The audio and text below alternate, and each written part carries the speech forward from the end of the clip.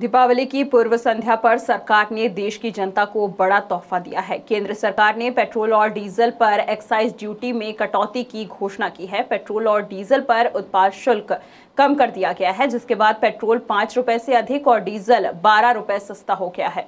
घटे हुए दाम का फायदा दीपावली के दिन से ग्राहकों को मिलने लगा है। आम जनता इसे अच्छा निर्णय मान रही है। वहीं उनका कहना है कि राज्य सरकार भी वैट टैक्स में कमी करनी चाहिए ताकि आम जनता को इसका लाभ मिल सके। उत्पाद शुल्क में कटौती को लेकर भाजपा के वरिष्ठ नेता गुरपाल भल्ला ने कहा कि डीजल पर पेट्रोल के मुकाबले दोगुना टैक्स घटाया गया है। इससे किसानों को सबसे ज्यादा फायदा होगा। रबी फसल के सीजन की शुरुआत हो रही है। कृषि के काम में इस्तेमाल होने वाले उपकरण मुख्य रूप से डीजल पर चलते हैं। ऐसे में डीजल के रेट में कटौती से किसानों को बड़ी राहत मिलेगी। उन्होंने राज्यों को भी वैट में कटौती की अपील की है। डीजल में 12 रुपये 58 पैसा कमी आई है और पेट्रोल में 5 रुपये 82 पैसा का। पहले 108 रुपये 73 पैसा पेट्रोल का था, अभी 102 रुपये 91 पैसा है। और डीजल का 107 रुपये 38 पैसा था, 94 रुपये 80 पैसा हो गया। हाँ, बहुत फ़र्क पड़ेगा इसमें।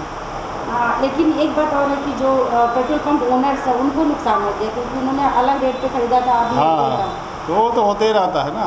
जैसे कम रेट में खरीदा, बढ़ा तो बढ़े रेट में भी बेचते हैं ना। हाँ बिल्कुल, मोदी सरकार का यह प्रयास बहुत अच्छा रहा और जिस प्रकार उन्होंने वेट कम किया है केंद्र का सरकार का अपनी ओर से, हम तो चाहेंगे राज्य सरकार भी कम करे, जिससे पेट्रोल के दाम जो आज 105 रुपये हैं ये 90 रुपये कम हो जाएंगे। क्योंकि राज्य सरकारों का रेट बहुत ज़्यादा है वेट का, 40,000 मतलब 40 रुपये ले रहे हैं, 39 रुपये वो लोग। 10 भी कम करते तो पब्लिक को उसका लाभ मिलेगा, क्योंकि आज हर कोई महंगाई से परेशान है। और जो ये आज ये अपन तेल है, गाड़ियाँ डीजल पेट्रोल आदमी के आम जीवन की वो हो चुकी है, ये जुड़ाव है। हर व्यक्ति आज गाड़ी का उपयोग कर रहा है। इतनी महंगाई के बाद भी लोग गाड़ियाँ खरीद रहे हैं, क्योंकि हर कोई जल्दी जाना चाहता है अपने स्थानों की ओर।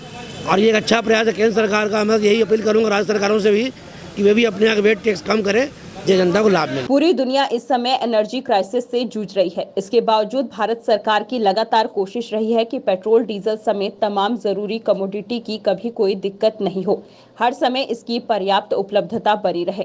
माना जा रहा है कि पेट्रोल डीजल में कटौती के कारण मांग में तेजी आएगी, क्योंकि महंगाई पर दबाव घटेगा। लेकिन प्रमुख विपक्षी पार्टी कांग्रेस ने सरकार को घेरते हुए कहा कि पिछले 3 महीने में जितनी तेजी से पेट्रोलियम पदार्थों के दामों में बढ़ोतरी हुई है, उसके अनुरूप डीजल में 10 रुपए और पेट्रोल में 5 रुपए की कमी जनता को छलने का एक प्रयास है। जिस गति से दामों में उछाल आया है, उसी तेजी से यदि पेट्रोल डीजल के रेट नहीं कम होंगे तो कांग्रेस पार्टी अनवरत विरोध प्रदर्शन जारी रखेगी। भारतीय जनता पार्टी और मोदी की सरकार ने ये जो पेट्रोल और डीजल के दाम कम करके कोई जनता के ऊपर एहसान नहीं किया है। ऐसी चीज़ें जो भारतीय अर्थव्यवस्था को तय करती है, जिसमें सबसे अहम भूमिका डीजल और पेट्रोल की होती है।